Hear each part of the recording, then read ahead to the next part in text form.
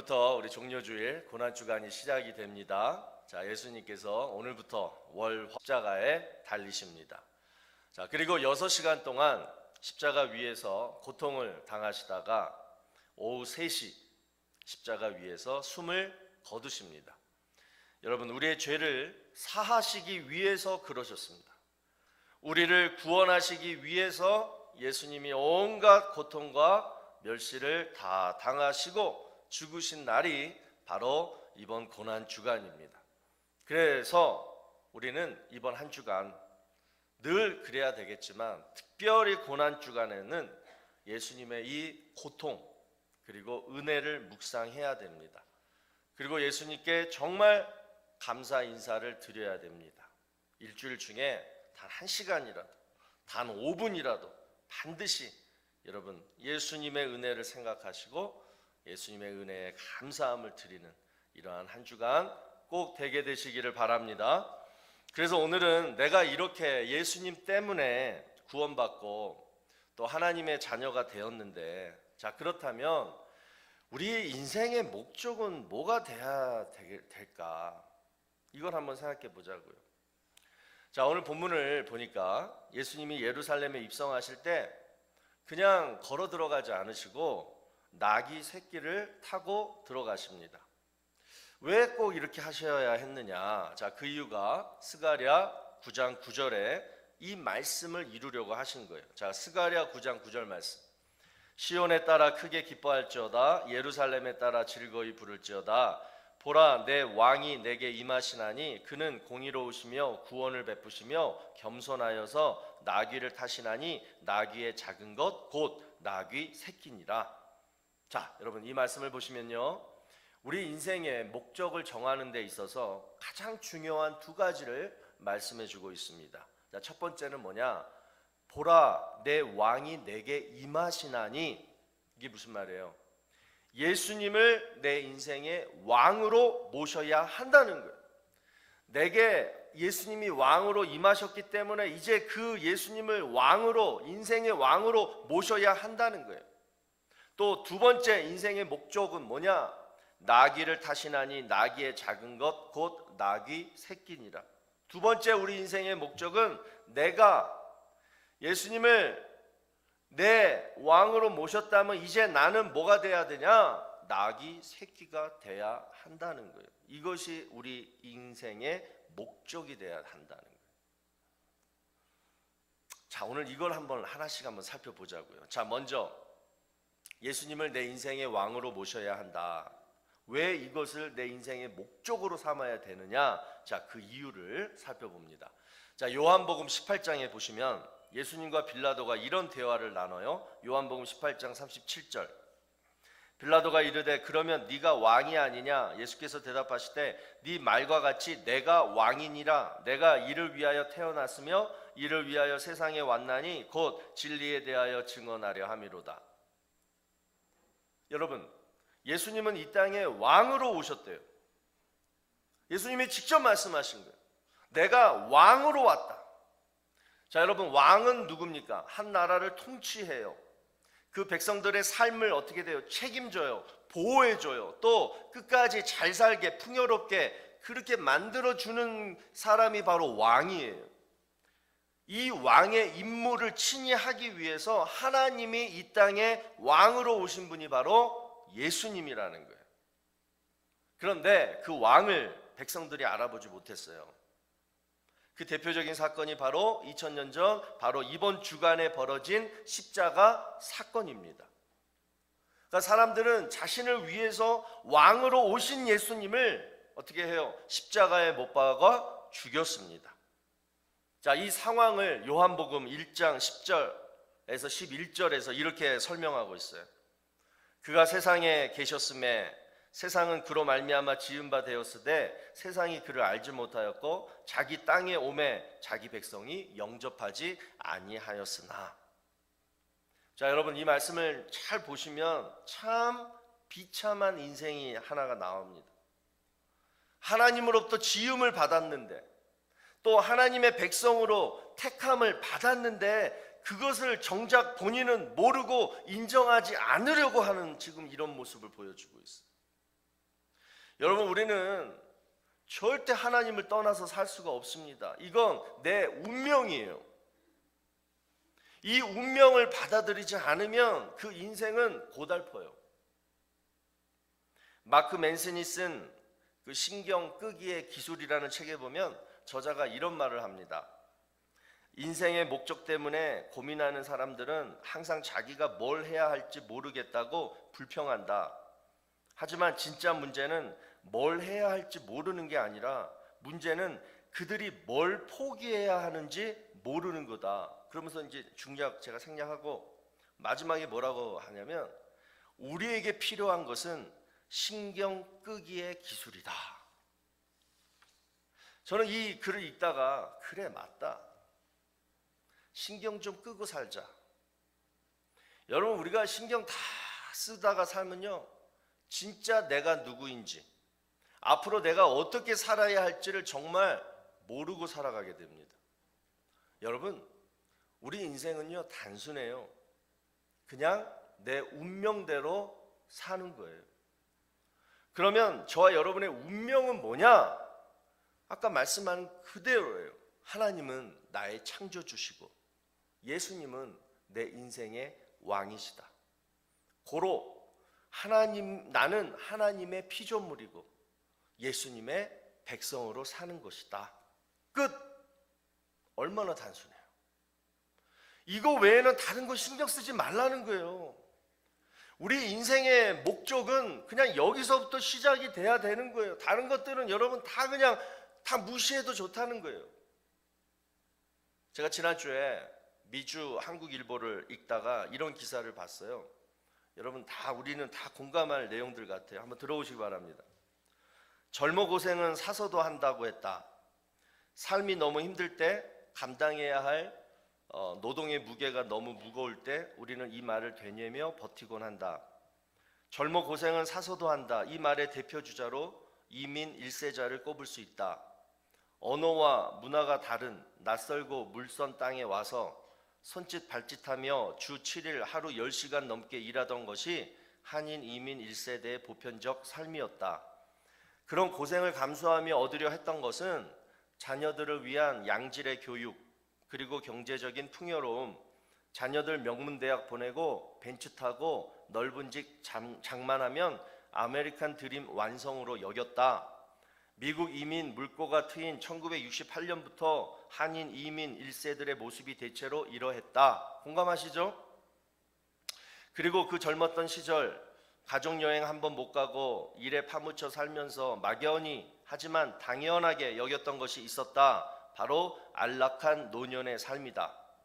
잘 자라서 성공한 자녀들 결혼시키고 주말이면 아들 가족, 딸 가족 모두 모여 식사를 하고 1년에 두어 차례 고국을 방문하거나 해외여행을 하며 부부가 행복하게 늙어갈 것으로 기대했다. 그런데 그 세대가 노년이 된 지금 그들의 삶은 만족스러운가? UCLA 연구진이 아시안 8,200명을 대상으로 인터뷰해서 조사해 본 결과 그 결과가 이렇다. 40%만이 만족스럽다. 그리고 나머지 60%는 불만족스럽다라는 결과가 나왔다. 자, 제가 이 기사를 읽고 가만히 생각해 봤어요. 왜 60%는 불만족스러워할까? 더 많잖아요. 10명 중에 6명이 불만족스럽대요. 여러분, 인생의 목적이란 다른 말로 목적이 있는 삶을 살겠다 이 뜻입니다. 자, 그러면 여기서 말하는 목적이란 뭐냐? 바로 내 삶의 목표가 있다는 거예요. 그러면 그 목표가 뭐냐? 이 기사대로라면 자녀들 또는 은퇴 후에 안락한 삶. 그런데 참 신기하게도 이런 목표들을 다 이루었어도 만족이 없다라면 60%가 만족이 없는데 만족이 없다면 그 사람에게 이 목표는 뭐예요? 처음부터 인생의 목적이 아니었다라는 거예요. 여러분, 내 인생의 목적은 여러분 나중을 위해서가 아닙니다. 또 남에게 보여주는 것도 아닙니다. 바로 지금 내 삶을 감사하면서 만족하면서 살게 만드는 원동력, 힘이 바로 내 인생의 목적이 되어야 한다는 거예요. 지금 내가 만족하지 못하는데 은퇴하면 만족한다? 천만에. 절대 아니라는 거예요. 지금 만족해야지 나중에도 만족해야 할 수가 있다는 거예요. 그래서 지금이나 나중이나 내 삶을 만족하게 만드는 그 힘이 뭐냐? 다른 말로 내 인생의 목적이 뭐냐? 결국은 여러분 뭐 같아요? 뭐 같아요? 신앙생활밖에 없다는 거예요. 왜 그러냐? 내 운명이 그렇게 정해져 있기 때문에 그렇다는 거예요. 아니 여러분, 우리 솔직해지십시다. 가만히 생각해 봐요. 예수님이 이번 주에 고난을 다 받으시고 십자가에서 돌아가셨어요. 이것을 믿고 우리는 다 뭐예요? 하나님의 자녀, 천국의 백성이 되었어요. 자, 그렇다면 여러분, 하나님이 예수님을 십자가에 달려서 그렇게 고통당하게 하시고 그런 식으로 죽게 만드시고 그걸로 말미암아 우리가 구원을 받았는데 그런 우리를 다른 사람들하고 똑같이, 세상 사람들하고 똑같이 살도록 내버려 두시겠냐고요. 그들의 인생의 목적과 우리의 인생의 목적이 어떻게 똑같을 수 있겠냐고요. 절대 그렇게 할 수가 없는 거예요. 그래서 고린도후서 13장 5절을 보시면 너희는 믿음 안에 있는가? 너희 자신을 시험하고 너희 자신을 확증하라. 예수 그리스도께서 너희 안에 계신 줄을 너희가 스스로 알지 못하느냐? 그렇지 않으면 너희는 버림받은 자니라. 예수 믿고 구원받은 사람은 남들처럼 그냥 자녀들 잘 되고 명문대 보내고 벤츠 타고 은퇴 후에는 막 세계여행 다니고 그런 노후 보장을 위해서만 살 수가 없는 거예요. 그런 거에 완전한 만족을 얻을 수가 없는 거예요. 왜냐? 날마다 우리 마음에 하나님이 이런 마음을 주시는 거예요. 내가 믿음 안에 사는지 시험하고 확증하라. 이것이 만족스러울 때 진정한 만족이 있다는 거예요. 내가 믿음 안에 잘 있는지, 이게 구원받은 성도들의 삶의 만족이 된다는 거예요. 믿음 안에 살지 않고 다른 것을 위해서 살면요, 내 마음이 불편해요. 살 수가 없어요. 그 이유가 뭐예요? 지난주에 말씀드렸잖아요. 구원받은 성도는 내 마음 안에 뭐가 있어요? 성령님이 계시기 때문에 성령님을 느끼지 않을 수가 없어요. 그래서 보통 우리가 언제 성령을 느끼게 되냐면 말씀 들을 때 말씀에 은혜가 있으면 그건 성령의 역사예요. 또 기도가 하고 싶어져요. 그것도 성령의 역사예요. 지난주에 말씀드렸잖아요. 절대 육신의 생각으로는 말씀 보는 거, 기도하는 거 하고 싶지 않아요. 육신의 생각 4가지 말씀드렸잖아요. 늘 그런 것들만 생각한다고요. 그런데 내가 말씀 읽고 싶고 말씀 듣고 싶고 기도하고 싶고 예배 드리고 싶고, 이건 뭐냐? 그 사람이 구원받은 사람이라는 것을 입증해 주는 증거가 된다는 거예요. 그래서 여러분, 우리의 만족과 행복은 어디에 있느냐? 내 운명에 따라가며 살 때 이루어지는 거예요. 그 운명이 뭐냐? 내 안에 계신 성령님의 인도하신 대로 순종하며 살 때 진정한 만족이 있는 줄로 믿으시기 바랍니다. 절대 여러분, 물고기는 물을 떠나서 살 수 없어요. 만족이 없어요. 우리 구원받은 성도는 절대 하나님을 떠나서 살 수가 없어요. 하나님을 떠나서 백날 여러분 스위스 여행 다니고 뭐 어디 뭐 해봐요. 자녀가 뭐 얼마나 잘 되든 여러분 거기에는 만족과 행복이 없는 거예요. 오늘 여러분, 우리 모두 인생의 목적이 바뀌기를 바랍니다. 지금의 삶을 만족하며 사는 것이 내 인생의 목적이다. 다시, 지금 내 삶을 만족하며 사는 것이 내 인생의 목적이다. 이 목적을 이루기 위해서는 어떻게 해야 되느냐? 예수님을 내 인생의 왕으로 모시고 그분의 말씀에 순종하면서 정말 신앙생활 잘하는 것이다. 그러면 지금도 나중에도 잘 살았다, 후회 없이 살았다, 그리고 자녀들 노후 보장 하나님이 책임져 주시는 거예요. 우리 이렇게 살아가기를 바랍니다. 디모데후서 2장 20절에서 21절을 보시면 우리가 잘 아는 말씀이 나와요. 한번 다 같이 읽습니다. 시작.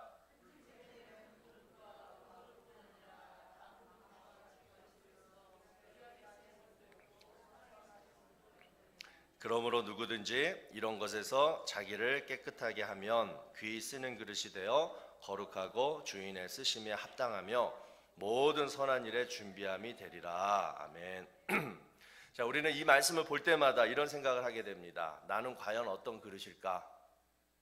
나는 어떤 그릇으로 태어났을까? 나는 지금 현재 어떤 그릇일까? 지난주에 저희 집 강아지 그 똥 치우다가 불현듯 이런 생각을 했어요. 제 나이 지금 50인데 집에서 한가롭게 강아지 똥이나 치우고 있고, 그날따라 똥을 또 얼마나 많이 싸는지 제 자신이 너무 한심스러운 거예요. 저는 사실 그 10년 전에 저희 교회 올 때 제가 금그릇인 줄 알았습니다. 한 1, 2년 지나면 우리 교회가 확 부흥할 거다. 왜? 내가 금그릇이니까. 그런 생각을 했는데요. 10년이 지난 지금 저는 확실히 깨달았습니다.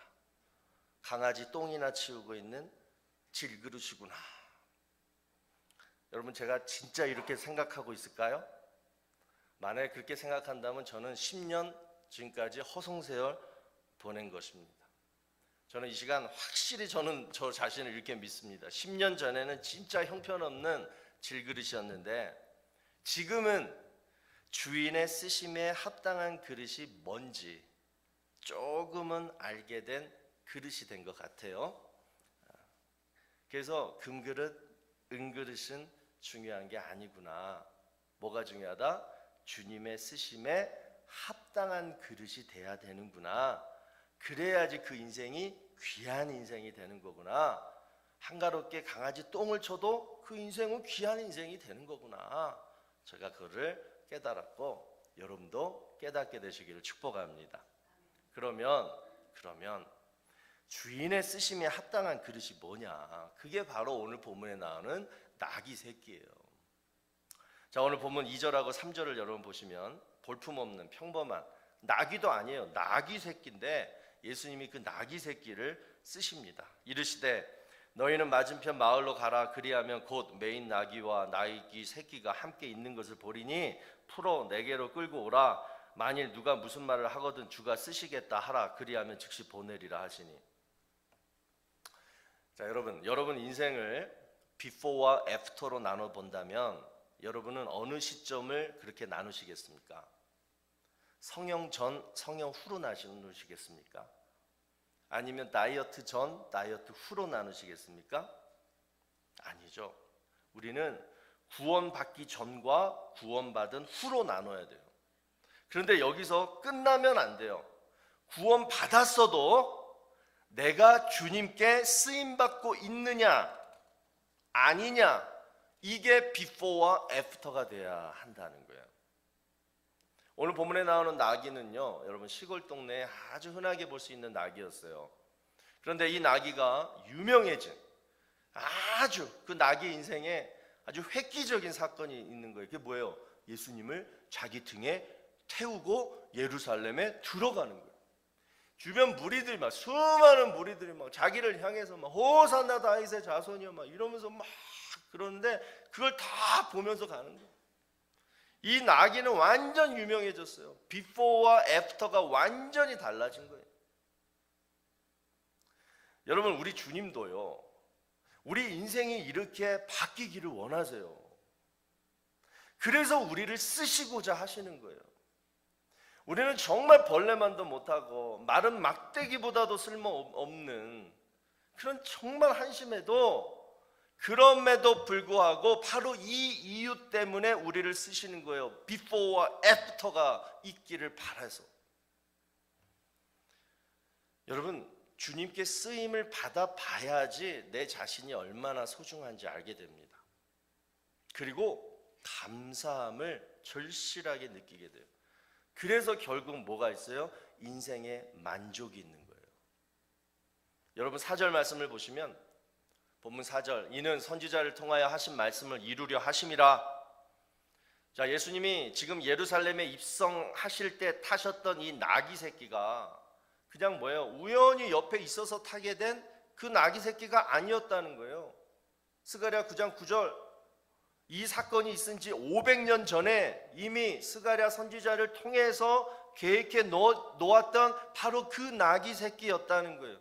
그러니까 뭐예요? 500년 전에 세웠던 그 계획이 그대로 이루어졌다는 거예요. 여러분, 그렇다면 생각해 보세요. 하나님께서 나귀 새끼 한 마리도 이토록 섬세한 계획을 세우시고 그대로 이루시어 간다면 저와 여러분도 반드시 태초부터 우리를 택하시고 그때부터 택하셨는데, 그때부터 어떤 계획을 세우셨는데, 나귀 새끼도 그렇게 했는데 예수 그리스도를 죽여가면서까지 구원한 저와 여러분 인생에 앞으로 어떤 비포와 애프터의 사건이 없겠냐고요. 그냥 우리를 지옥으로 그냥 보내지 않으시고 예수님을 믿게 해서 구원받게 하셨다면 분명히 우리에게도 어떤 계획이 있을 텐데, 그 계획이 뭘까? 이미 그 계획을 성취하셔서, 이미 그 계획을 내가 이미 경험해서, 그래서 정말 하나님의 그 오묘하고 정말 살아있는 신실하신 그 하나님을 체험했다라면 여러분은 정말 영광스러운 분들이에요. 반면에 그것을 아직도 모르고 하나님은 도대체 내 인생에 어떤 계획이 있으실까? 도대체 나는 뭔가? 그렇다면 나귀 새끼만도 못한 그냥 사람인 거예요. 지난주에 부산 수영로 교회 원로 목사님이신 그 정필도 목사님 천국 환송 예배 동영상을 봤어요. 그분이 살아계실 때 하신 인터뷰 중에 이런 말씀이 있더라고요. 신학교 졸업하고 목사 안수를 딱 받고 나서 이제 어느 교회 가서 목회를 시작해야 되나 이제 기도하면서 딱 정한 게 뭐냐? 나를 맨 처음 불러준 교회로 가자. 그것이 바로 부산이었다는 거예요. 그래서 부산으로 그냥 내려가가지고 그냥 몇 가정 데리고 개척을 시작한 거예요. 그리고 이제 나중에 하시는 말씀이 왜 부산 수영로 교회가 부산에서 제일 큰 교회가 되었느냐? 어떻게 그런 교회에서 내가 마지막까지 목회를 할 수 있었느냐? 그 이유가 이렇게 얘기하더라고요. 하나님의 부르심에 순종해서 부산에 왔기 때문이었다. 제가 이 말씀을 듣고 이런 바람을 가졌어요. 하나님, 우리 교회도 콜로라도에서 제일 큰 교회 되게 하여 주시옵소서. 왜냐? 이 기도가 제가 왜 나왔냐면, 이거 진짜 뭐 자랑도 아니고 뭐도 아니고 이제 다 지난 일이라 그냥 제가 얘기해요. 제가 저희 교회 올 때 여러분 기억나십니까? 우리 김대근 집사님 오늘 오신다 그래서 내가 이 생각이 난 거예요. 그때 제가 청빙 후보자로 이제 2명 후보자로 뽑혔잖아요. 그 중에 하나가 돼서 제가 추수감사주일날 왔어요. 근데 그날 토요일날 비행기 타고 왔는데 저희 어디 식당 가가지고 우리 그때 청빙위원회들이 쫙 모여가지고 저를 고기를 구워줬는데 제 앞자리에서 고기 구워주시던 분이 우리 김대근 집사님이셨어요. 잘 구시더라고요. 아주. 그때가 제 나이 정도 더 어렸을 것 같아요. 그래서 이제 먹고, 그리고 이제 그 다음날 주일날 청빙 설교를 막 했어요. 그 여러분들하고 막 뭐 인터뷰도 하고 막, 그리고 제가 이제 LA로 돌아갔는데, 그리고 한 이틀인가 3일 지났는데 제가 평소에 잘 지내던 어떤 아시는 목사님한테 전화가 왔어요. 이 목사, 빨리 이력서 하나 빨리 써가지고 대충 그냥 써가지고 이메일로 빨리 보내줘.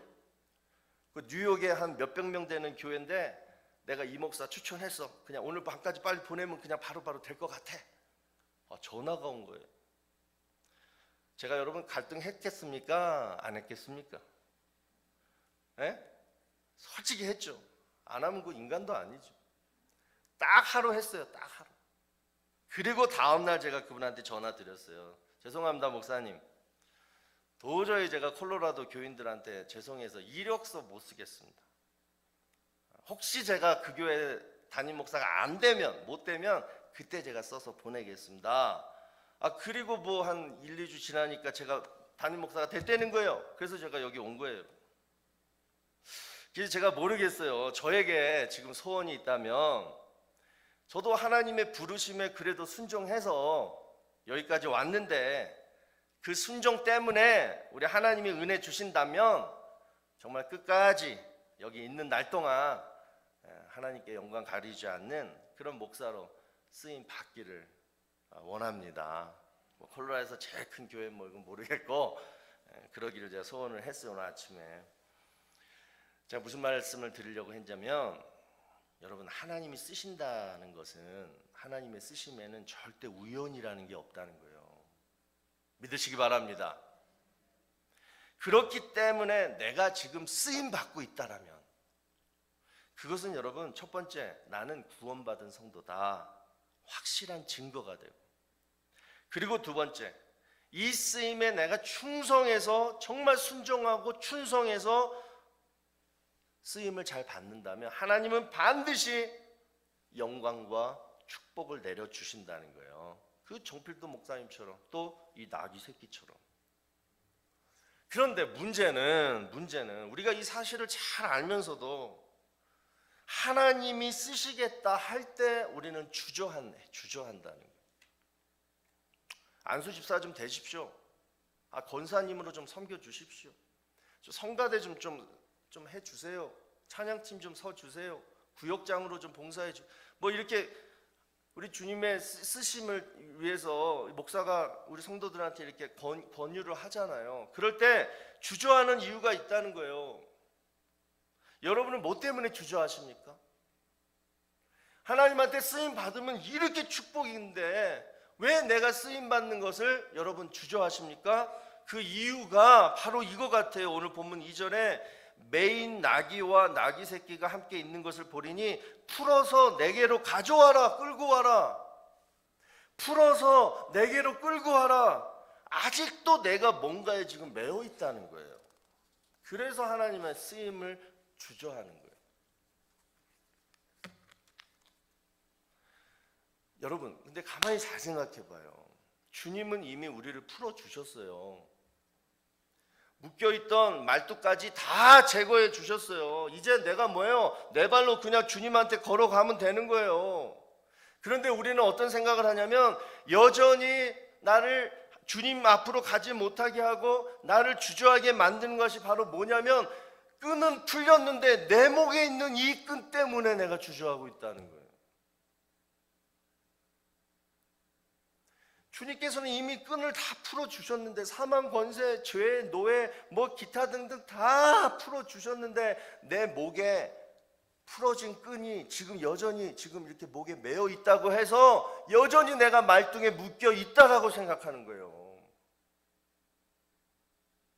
그래서 여러분, 오늘 이 시간 정말 여러분 목에 그냥 걸린, 메인도 아니에요, 걸린 그 끈을 푸시기를 바랍니다. 이제 여러분이 풀고 주님 앞으로 가시면 되는 거예요. 그 끈이 뭐예요? 육신의 정욕입니까? 게으름입니까? 교만함입니까? 사람 눈치입니까? 아니면 사는 문제입니까? 여러분, 일단 풀고 한번 가보세요. 그리고 해보세요. 가야지, 해봐야지 해결이 되는 거예요.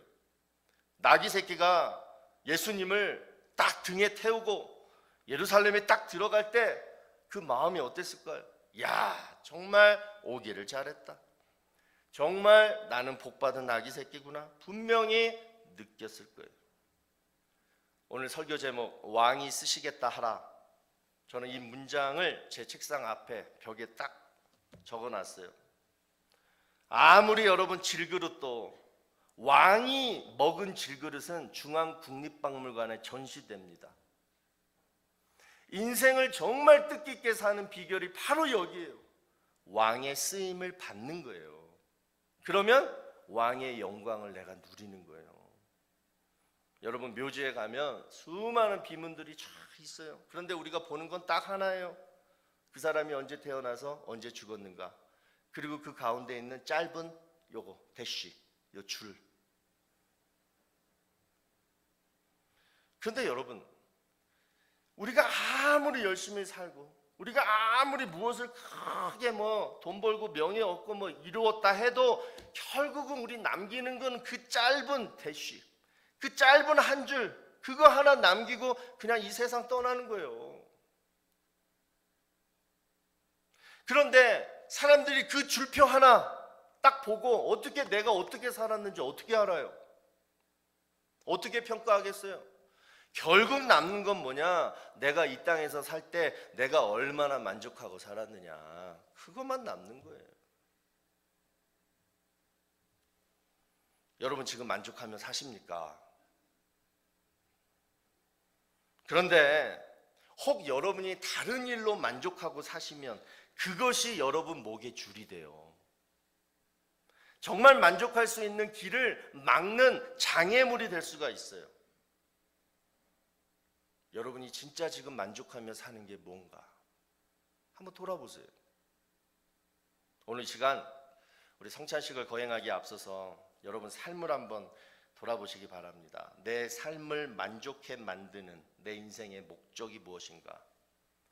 무엇 때문에 살아야 하는 것이 아니라 무엇이 지금 나를 만족해 하는가? 잘 생각해 보세요. 구원받은 하나님의 자녀는 하나님께 쓰임받을 때 비로소 구원의 기쁨을 누리고 삶의 보람과 평강을 누리게 됩니다. 이것이 안정적으로 딱 이루어질 때, 이렇게 잘 돌아갈 때 삶의 안정이 찾아오는 거예요. 스펄전이라는 영국의 유명한 설교가가 하나님께서 우리에게 각기 주신 재능이 있다고 합니다. 우린 그 재능을 가지고 주님께 쓰임 받는 거예요. 그 재능이 뭐냐? 첫 번째, 내가 가장 쉽게 할 수 있는 일. 두 번째, 내가 가장 즐겁게 할 수 있는 일. 세 번째, 내가 할 수 있는 가장 귀한 일. 이게 재능이고, 이 재능을 가지고 우리 하나님께 영광 돌리고 충성하는 것이 주님께 쓰임 받는 일이에요. 오늘도 우리 주님이 우리에게 말씀합니다. 내가 너를 쓰기를 원한다. 왜? 이미 내가 계획을 세워놨기 때문에. 내가 너를 사용하고자 하는 바로 이곳에서 너가 사용받을 때 네 인생에 만족이 있다. 언제까지 묶여있는 채로 주저하고 있을래? 나라는 인간, 내 가정, 내 일터 아무리 볼품없고 아무리 초라한 나귀 새끼 같을지라도 여러분, 하나님 손에 붙들려 가지고 사용받으면요, 그 또한 그것을 통해서 우리 하나님께서 영광만 받으실 수 있다라면요, 우리는 사나 죽으나 참 만족한 인생 살았다. 참 부끄럽지 않은 인생 살았다. 하나님도 인정하시고 나도 만족하는. 왜? 우리는 그런 운명으로 태어났기 때문에. 여러분, 이 사실을 꼭 믿게 되시길 주의 이름으로 축원합니다. 우리 이 시간 다 같이 기도하면서 이런 기도를 한번 해봤으면 좋겠어요. 하나님, 내 목에 지금 매여 있는 이 목줄을 좀 끊어 주십시오. 성령의 검으로 내 목줄을 좀 끊어 주시옵소서. 주님께서 쓰시겠다 몇 년 전부터 나한테 계속 말씀하셨는데 내가 아직도 주저하고 있는 거, 내 목에 있는 이 목줄 때문입니다. 하나님, 이거 좀 끊어 주시옵소서. 그리고 내가 이제 예수님을 내 인생의 왕으로 모시고 우리 주님을 내 등에 태우고 이제 내 삶 속에서 신앙생활, 내 실제 삶 분리되고 구별된 게 아니라 내 삶 속에서 바로 이 예수님을 왕으로 모시고 예수님께 영광 돌리는 이러한 삶을 제가 살겠습니다. 우리 이것을 이 시간 간절히 하나님 앞에 고백하며 기도하겠습니다. 우리 장로님들 앞으로 나오셔서 우리 성찬식 준비해 주시기 바랍니다.